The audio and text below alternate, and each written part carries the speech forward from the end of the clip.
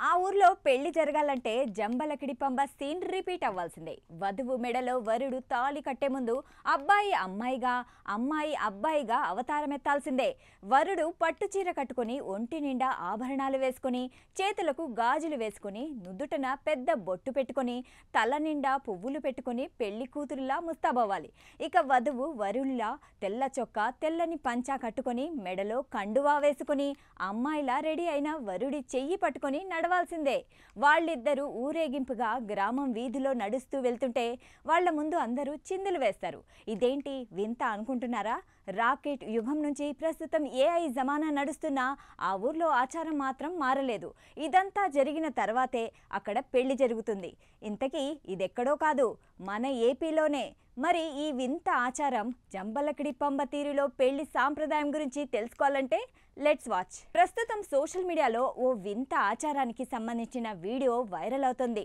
Latest technology యుగంలో కూడా ఇంకా ఇలాంటి ఆచార సాంప్రదాయాలు ఉన్నాయా అని నెటిజన్లు అవాక్కవుతున్నారు. ఇక వివరాల్లోకి వెళ్తే ఈ వీడియో ప్రకాశం జిల్లా ఎర్రగొడపాలెం మండలంలోని కొలుకుల గ్రామంలో జరిగిన ఓ పెళ్లి ఆచారానికి సంబంధించింది.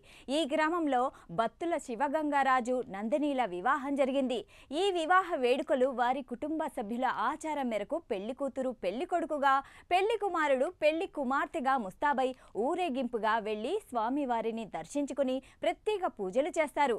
అయితే ఇది వారి కుటుంబ సభ్యుల ఆచారం అని చెబుతున్నారు. తరతరాలుగా ఈ ఆచారం పెళ్లి సాంప్రదాయంగా వస్తుందని అంటున్నారు. పెళ్లికి ముందు ఇలా వధువు వరుడిలా, వరుడు వధువులా దేవుడి ఆశీర్వాదం తీసుకుంటే వారి సంసార జీవితం ఆనందంగా సాగుతుందని, ఒకరిని ఒకరు అర్థం చేసుకుంటారని అంటున్నారు. అయితే కొలుకుల గ్రామంలో ఏ పెళ్లి జరిగినా ఈ సాంప్రదాయాన్ని తూచా తప్పకుండా గ్రామస్తులు పాటిస్తారు. బయట నుంచి వచ్చిన పెళ్లి సంబంధాలెప్పుడూ ఈ ఆచారం గురించి చెప్పడం జరుగుతుంది. దీనికి ఒప్పుకున్న తర్వాత పెళ్లి ఫిక్స్ చేయడం జరుగుతుంది. ఇక ఇప్పటికీ మన దేశంలో పలుచోట్ల వింత ఆచార సాంప్రదాయాలు కొనసాగుతున్నాయి.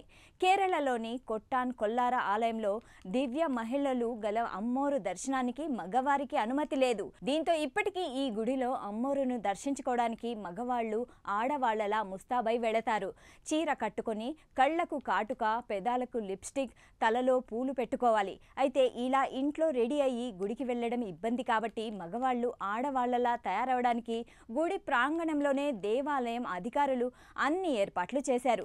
అయితే ఆరోగ్యం, చదువు, ఉద్యోగం ఇలా ఏ కోరిక నెరవేరాలన్నా ఇక్కడి అమ్మోరును ఇలా దర్శించుకుంటే చాలు, అన్నీ నెరవేరిపోతాయన్న ప్రగాఢ విశ్వాసం ఉంది.